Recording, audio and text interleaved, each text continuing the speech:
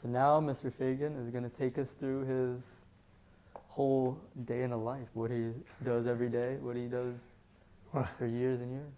yeah, where you're in my studio, and the studio right now is, it's basically surrounded by lots of old friends.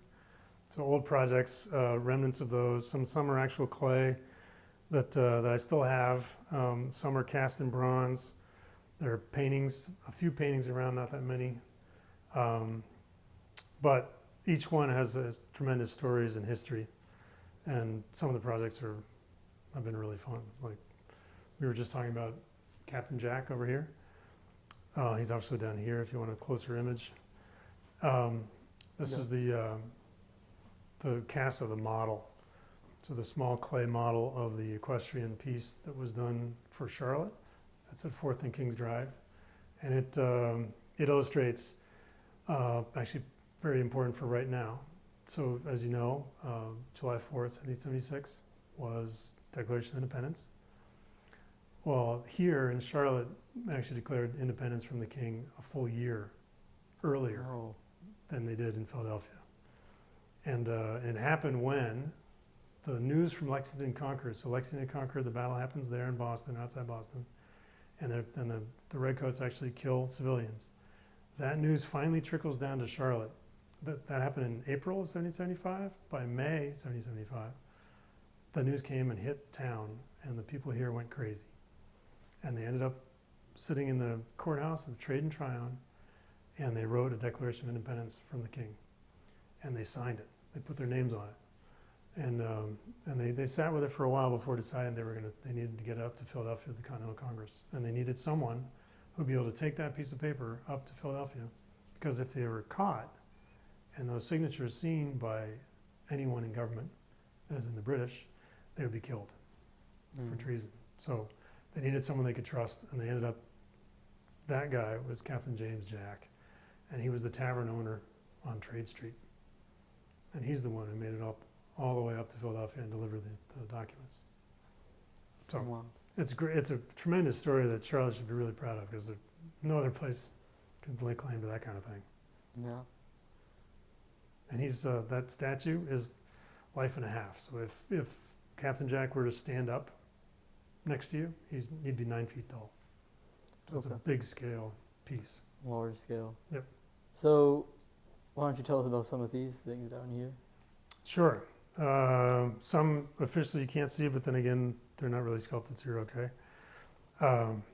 Like this is Joan of Arc. And that was actually, there was a competition for a Joan of Arc sculpture, but for logistical reasons, they wouldn't let me compete.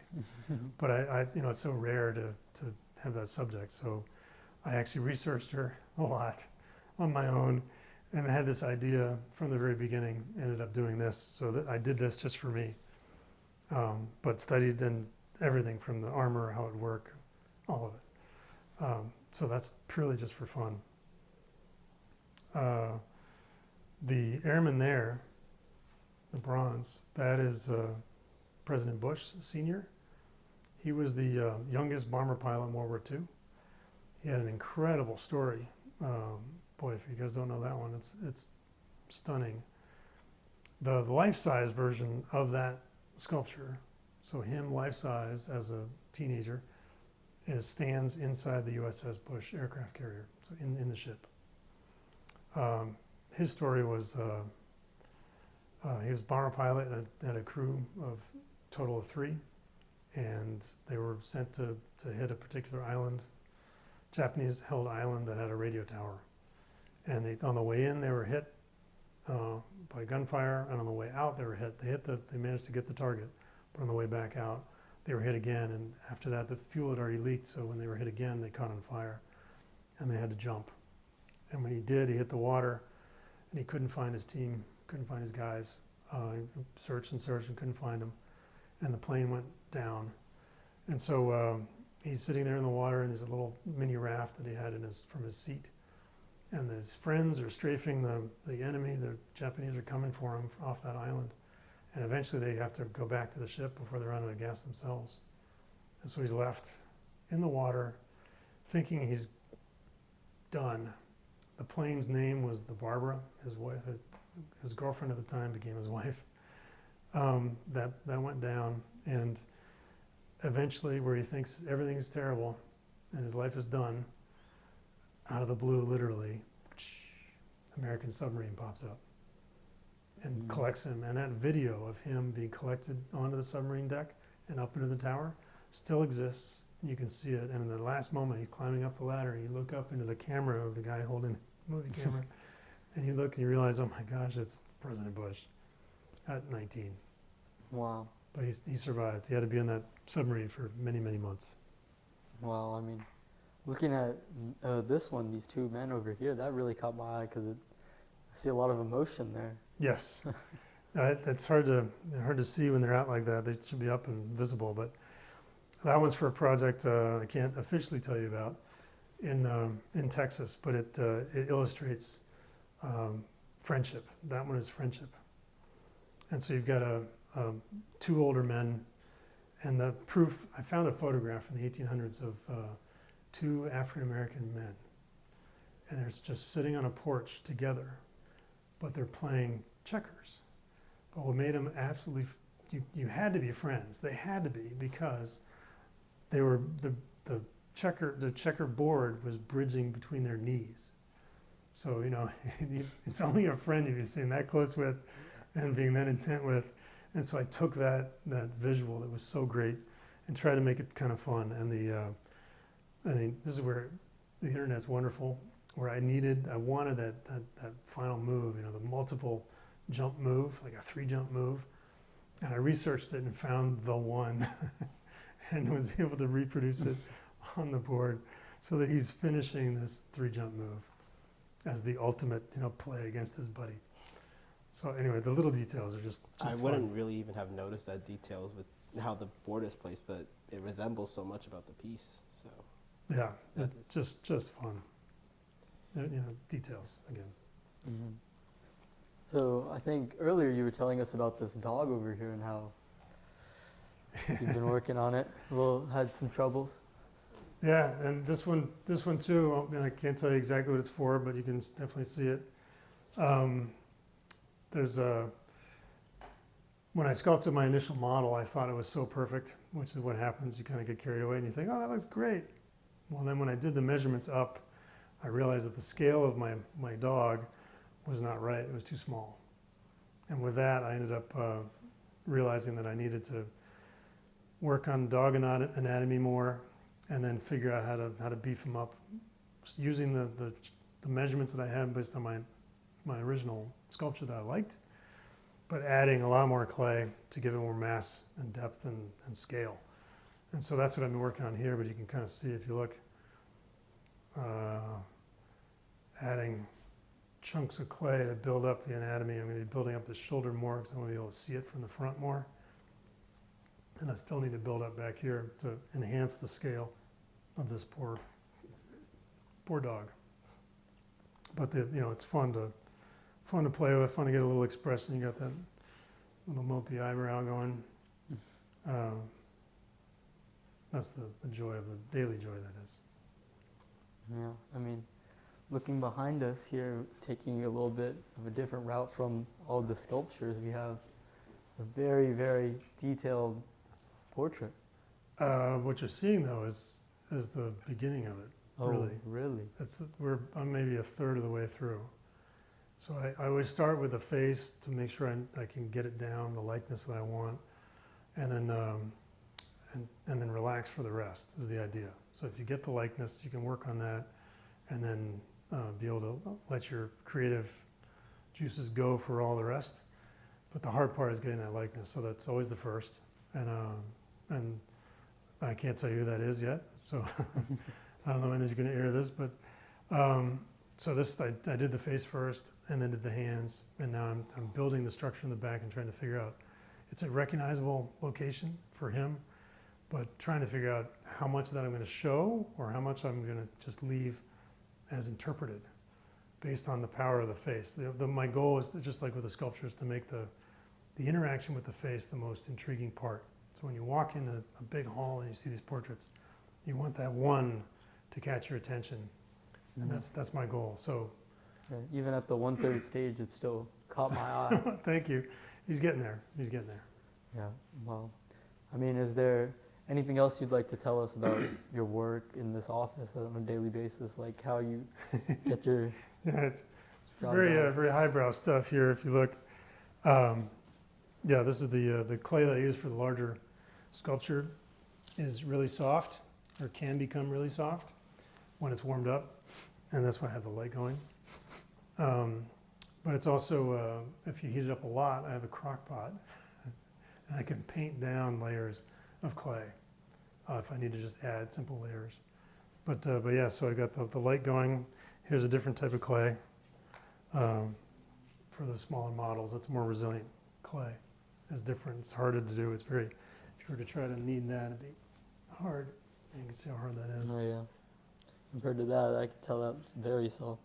Yeah, it's oil-based clay, so it never dries. But this stuff is nice and harder and resilient. So for the smaller models, like the St. Joseph there, this stuff is great because it'll hold its shape really well.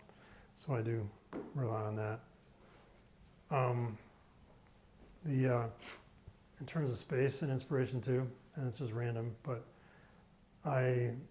there's a bunch of history that has meaning to me, and whether it's American Revolutionary War history or things, or well, shoot. So that is a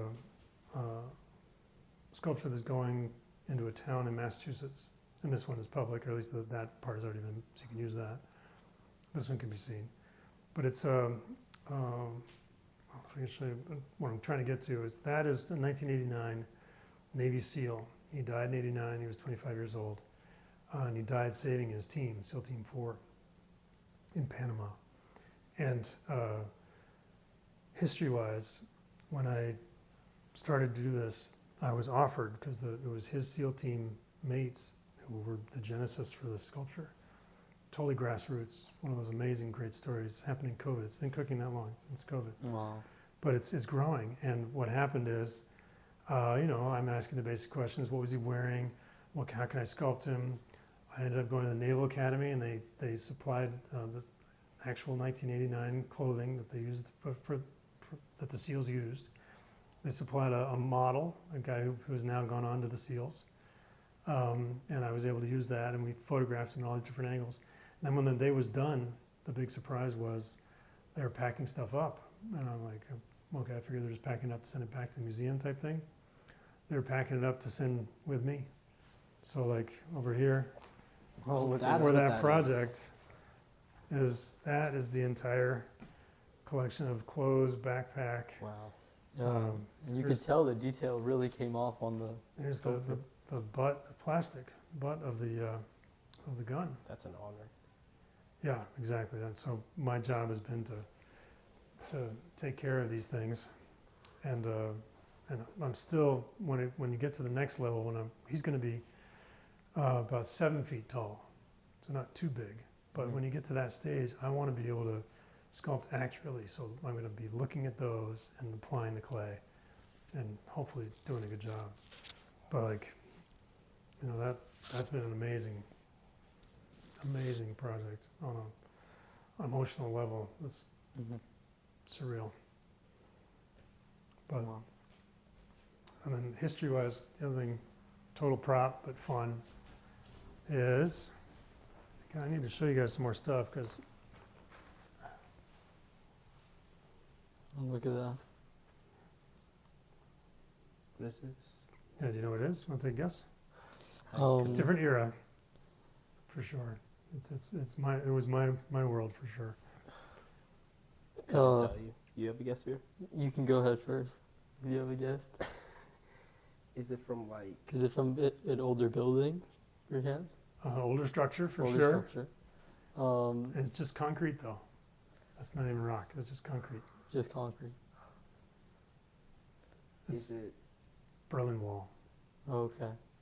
When the So- fall of the Soviet Union. Yeah. Wow. So this is the original piece of the Berlin Wall, and the reason I have a bunch of this, or did, is I was asked to do a bronze portrait bas-relief of Reagan, and for that project they sent me an enormous piece of the Berlin Wall. It was in my garage in Philadelphia for the longest time. And then I carved it into a circle, roughly, and was able to place the face. I need to show you a picture. Place the face on it.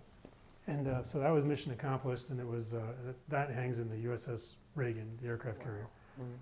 But now imagine when you chunk off all those pieces of random, messy concrete, you get a lot of them, and I use them. So like you mentioned the sculpture in the rotunda in the Capitol in D.C. It's the one of Reagan.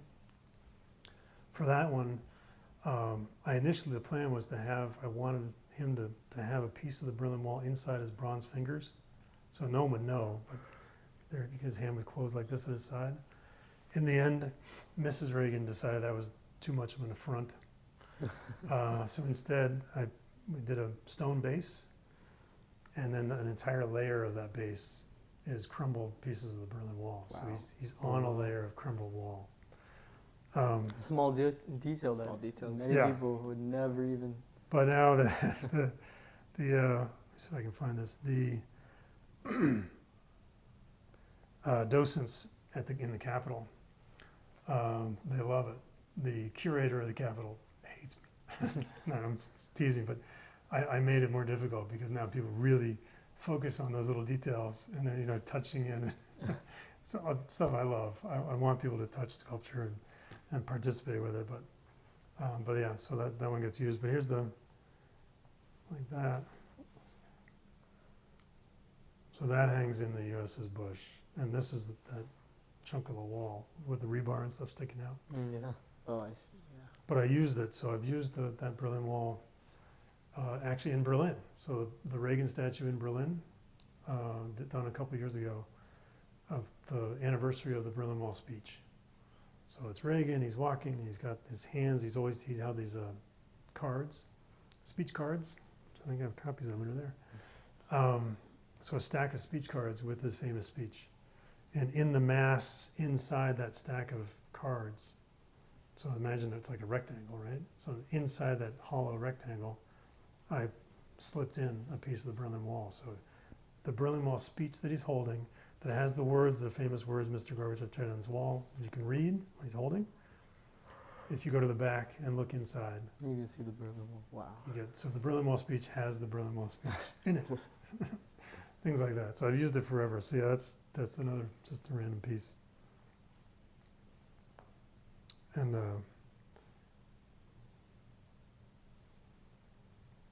we mentioned early on cartoons. Come on.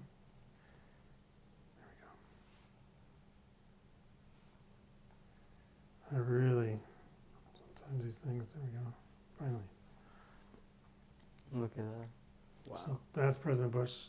So the guy just sculpted there. Ross Perot and Bill Clinton before a presidential debate. Yeah. They're my academic background got used.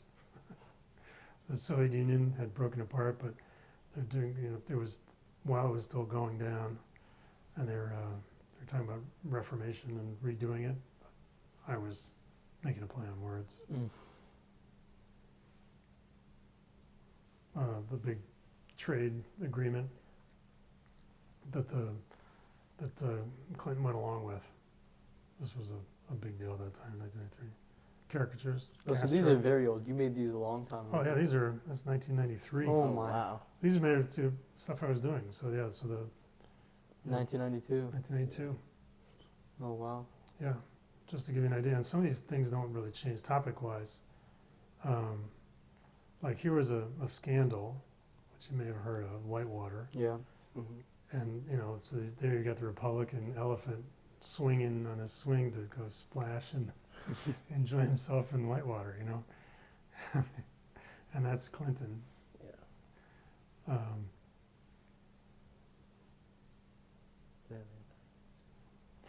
Yeah. Yeah.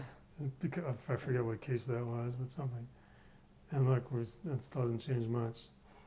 So that's Kim Jong-un's father. So, same idea. There was supposed to be a mole in the CIA, Alder Thames. Yeah. Yeah, he was a serious mole. Anyway, that's the kind of stuff I used to do. Wow. Started. There's just so much to take in. I mean, every day this has really been. So, how long has this particular space been your working? 20, no, not quite 20 years. Maybe 18 years. Wow. Yeah, there was, when we moved here, my space was what should have been the living room and dining room downstairs. It's like a open L space or whatever, and that's where I worked. And eventually made a little upstairs up here, changed the pitch of the roof, and I was able to make this room. So it's been a while. Yeah, I mean, as you can tell, there's a lot of history in here. I mean, Oh. not even just with the artworks you have on display, but with the time and effort you put into these creations. Yeah, I'm telling you, so that speech, so the Speech Berlin Wall parts, speech. yeah. There you go. Oh wow! And these are what, a copy of the original. Yeah, these are facsimiles of the original, so it's exact size, which they gave me. You know, Yeah. so there's just a lot of little historical nuggets everywhere, and for me, they're just great memories. And what we mentioned on the way in, the trivia, just the most recent. I should show you the real portrait. Oh, the stamps. Yeah, these are the new stamps. You were telling us about these earlier. Yeah. Look at that. Probably be able to find that one. You can see what it's based on. It's a crop of. Hold on. There we go. That was the portrait. Wow. So if you go to the White House, that's the one you'll see. Yeah. The So we're about to wrap up. Is there any other art pieces that you'd like to show us or tell the story behind? Oh. I mean, you got a lot to choose from. Yeah, no, the one that just such a great memory is this one. Let's go right here.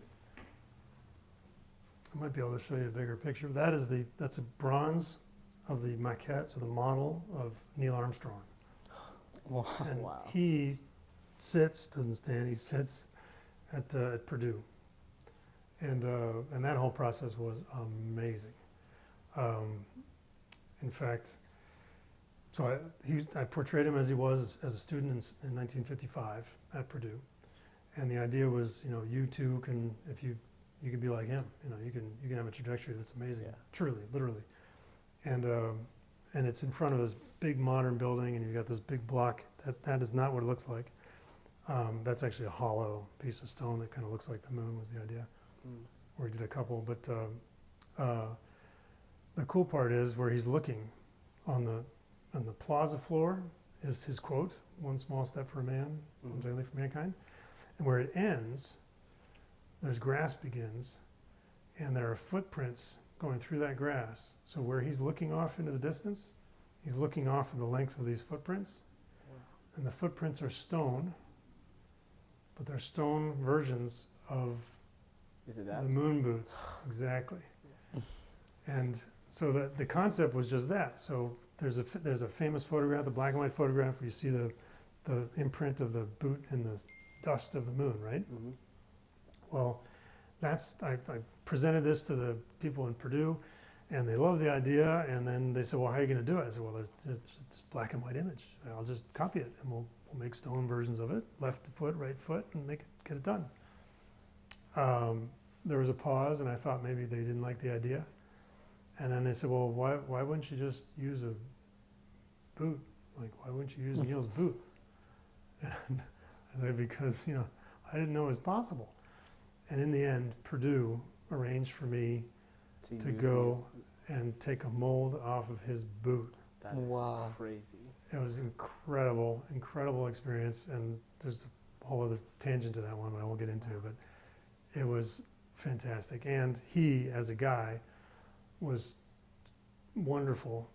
With this, I did another sculpture of him later after he passed away. He was still living for this one, and with this, there was some details literally on his nose. I couldn't get a good image of his nose.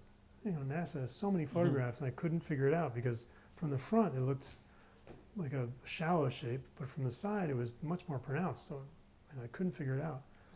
So I eventually told him I needed more pictures. He FedExed me a box of photographs. When I opened them up, it was his photographs with still those little plastic tabs from an old album, where he just gone through his old album and plucked stuff out, put it in a box and FedExed to me. He was that kind of just, oh yeah, let me help you out kind of guy. Well, then eventually I went to see him because of that nose. And with that, it was just the two of us in a room in a hotel. It's like a room where they have lunches and stuff. Just the two of us hanging out. Wow. And he was my hero when I was a kid, absolute hero. So I'm sitting with my hero, I'm loving it, and I'm asking him questions, and he shared details of landing them on the moon that I'd never read anywhere. It was just amazing. And I shared those with his son. And he, it was it's just the most amazing experience That is an ever. incredible experience. All just because Purdue was willing to help me in making a sculpture, So I'm totally grateful. That experience was wonderful, and I'll try to, if I can, I'll try to find a picture of it. I don't know if I have it in here. Oh wait, I'm sure it's on my website images, so here we go. It's got to be in here.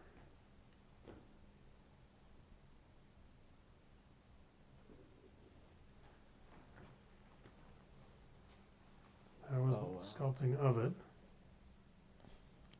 Look at that. That is huge. including, he sent me his notebook. And in his notebook, I was just looking for an image to be able to put on it, sculpt on it. And sure enough, it was they used to do pressed, like paper. Yeah. So embossed kind of looking. It was actual like Purdue embossed logo right there. So I copied it, and his notebook was from his physics class.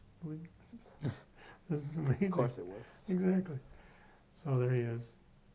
Wow. Oh, that is a great shot. Yeah. There's the, Do you have a photo of the footprints? there should be in here for sure, but not. Oh, Oh, there there we he go. goes. Look at that. Wow. And I don't know if it's in here. No. Oh, that's after he died. Mm. But here, if you'll see, it's actually a countdown. For again, details. 10, 9, 8, 7, 6, 5, 4, 3, 2, 1. Mm-hmm. Oh, And then there's a big gap. Yeah. And then there are two next to each other. Like you've launched yourself and you land, and then you keep going. Oh.